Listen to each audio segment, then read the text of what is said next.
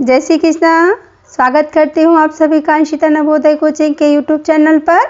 तो फाइनली आप सभी का इंतज़ार समाप्त हो चुका है। नवोदय का रिजल्ट डिक्लेयर हो चुका है और फर्स्ट लिस्ट में आप सभी का नाम आ चुका है। जो जो क्वालिफाई हुए हैं और सबको कांग्रेचुलेशन।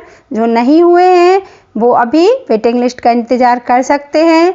बिल्कुल भी अपना उत्साह समाप्त ना करें, ठीक है। हर साल की तरह इस साल भी अंशिता नवोदय कोचिंग का रिजल्ट बहुत शानदार रहा, बहुत ही शानदार रहा बच्चों। 62 में से 15 बच्चों का सिलेक्शन हुआ है, जो कि बिल्कुल भी कम नहीं है, बहुत ही अच्छा रिजल्ट है। लेकिन फिर भी मेरे बहुत ही अच्छे कुछ बच्चे रह गए हैं जो कि लगातार मैसेज डाल रहे हैं और डाउट भी क्लियर करना चाहते हैं। लेकिन मैं ये ज़रूर कहूँगी कि मेरी सफलता जो अंशिता नवोदय कोचिंग से आपने प्राप्त की है, सिर्फ मेरी सफलता नहीं है, मेरे बच्चों ने बहुत कड़ी मेहनत की है। लगातार सुबह 7 बजे से 12 और 1-1 बजे दोपहर तक उन्होंने बहुत अच्छे से पढ़ाई की, पेपर किए। तो ये सब आपकी सफलता का भी परिणाम है, जो बहुत ही अच्छा देखने मिला है। मैं आप सबसे बहुत ही अपने आप को प्राउड फील कर रही हूँ कि आपको मैंने पढ़ाया और आप बहुत अच्छे बच्चे मेरे सामने इस साल आए थे। अब मैं उन बच्चों के लिए कहूँगी कि यदि आप कुछ नंबर के विशेषतः हिंदी के क्वेश्चन से ही बच्चे रह गए हैं तो आप बिल्कुल भी अपने आप को कमज़ोर ना समझें।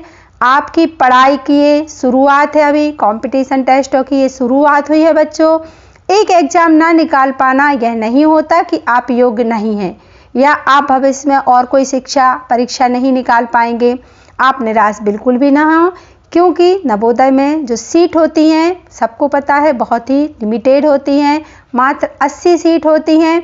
इन 80 सीटों के लिए ही लाखों की संख्या में बच्चे बैठते हैं, है ना।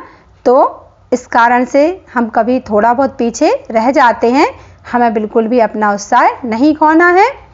अब देखते हैं कि कुछ बच्चों के प्रश्न आ रहे हैं और पेरेंट्स भी यह जानना चाहते हैं कि मैम इस साल की फर्स्ट लिस्ट का कट ऑफ क्या रहा।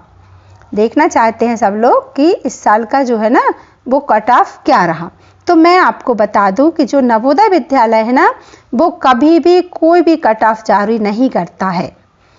ये सब फैलाया जाता है, मतलब इस तरीके से वीडियोस डाली जाती हैं, लेकिन सत्य बात यह है कि यहाँ कभी भी कोई कट ऑफ नहीं पता चलता है। क्यों नहीं चलता है? क्योंकि देखिए, जब आप इस तरह से वेबसाइट खोलेंगे, क्या खोलेंगे, www.navodaya.government.in, ये वाली वेबसाइट जब आप खोलेंगे तो वहाँ पे आपको एक ऐसा पेज दिखेगा, जैसे ये है, इस टाइप से पेज खुलेगा आपका, ठीक है। इस पेज में आपको यहाँ पे जाके इस चीज़ को क्लिक करना है और जब आप इसको क्लिक करेंगे तो आगे आपका जो पेज खुलेगा वो ऐसा खुल जाएगा बच्चों।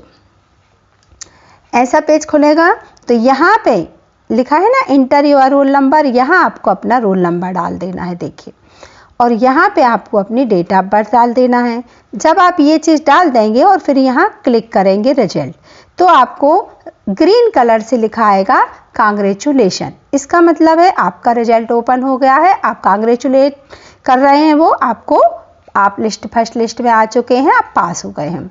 या यहाँ पर आपको रेड कलर में लिखा आता है सॉरी, यहाँ पर तो जब सॉरी लिखा आता है वो भी रेड कलर में, तो उसका मतलब होता है कि आप फर्स्ट लिस्ट में सिलेक्टेड नहीं हुए हैं। आप नवोदय का एग्ज़ाम इस फर्स्ट वाली लिस्ट में बिल्कुल भी आप पास नहीं हुए हैं, आपका नाम नहीं आया है। इसके अलावा बच्चों, नवोदय में ना कोई मार्क्स पता चलते हैं, ना कोई कट ऑफ पता चलता है, ना कोई मार्कशीट आती है, ऐसा कुछ भी वहाँ नहीं होता है। अब जब ना मार्क्स पता चलते हैं ना कट ऑफ, कुछ कैसे बताएंगे कि क्या कट ऑफ रहा, मार्कशीट कभी मिलना नहीं है, कुछ भी नहीं होता ना बच्चों। तो आप ही सोचिए कट ऑफ कैसे निश्चित होगा कि कहाँ तक लिस्ट गिरी या कहाँ से लिस्ट उठी, कुछ भी नहीं पता चलता। आप विश्वास कीजिए वहाँ कुछ भी पता नहीं चलता है। आप लोग बहुत ही मतलब सोचते हैं कि इतने नंबर से मेरा बेटा रह गया, उतने नंबर से रह गया, ये कट ऑफ था, वो ऐसा कुछ भी वहाँ नहीं होता है, ठीक है। इसके बाद आपको क्या करना है, देखिए, आप बस यही आपका क्लियर हो गया कि कितने नंबर, तो ये पता नहीं चलता है, कट ऑफ क्या रहा ये भी पता नहीं चलता है। अब रहा ये वाला पॉइंट कि 95 प्लस मेरे नंबर थे मैम, फिर भी मेरा सिलेक्शन क्यों नहीं हुआ? तो इसका बच्चों मैं आपको बताऊं बेटे, कारण ये होता है कि यदि आपने रोल नंबर भरते समय, जैसे आपको 5 भरना है, रोल नंबर में आपको 5 भरना है, तो आपको जैसे गोले बताए थे, मैंने आपको सबको सिखाया है, आपको ऐसे जाके सिर्फ 5 नंबर का गोला ही भरना था। अब कई बच्चे क्या कर देते हैं, धोखे से 5 के 5 गोले फिल कर देते हैं पूरे। अगर आपने रोल नंबर भरने में इस टाइप की या किसी भी टाइप की कोई भी मिस्टेक की है, तो आपका सिलेक्शन चाहे 95 हो चाहे 100/100 हो, बिल्कुल भी नहीं होने वाला। दूसरी बात, यदि आपने किसी भी कारण से आपके नाम और आपका पापा का नाम, जैसे आपको लिखना है राकेश,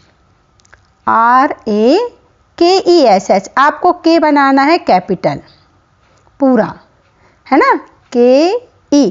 अब आपने मान लीजिए ई आपको कैपिटल बनाना था, आपने एक स्मॉल ई बना दिया ऐसे, ठीक है, तो आपका सिलेक्शन नहीं होने वाला। ये कारण है बच्चों कि आप OMR शीट में कोई ना कोई मिस्टेक करके आए हैं, अन्यथा 95 प्लस वालों का सिलेक्शन ना हो, ऐसा बिल्कुल भी नहीं होता है। ठीक है, आप जरूर चयनित होते अगर आप सही ढंग से पूरा पेपर करके आते। अब रही वेटिंग लिस्ट की बात, जो कि सबसे ज़्यादा इम्पॉर्टेंट है, ये आप बहुत ही ध्यान से देखिए, सेकंड लिस्ट या वेटिंग लिस्ट कब आएगी।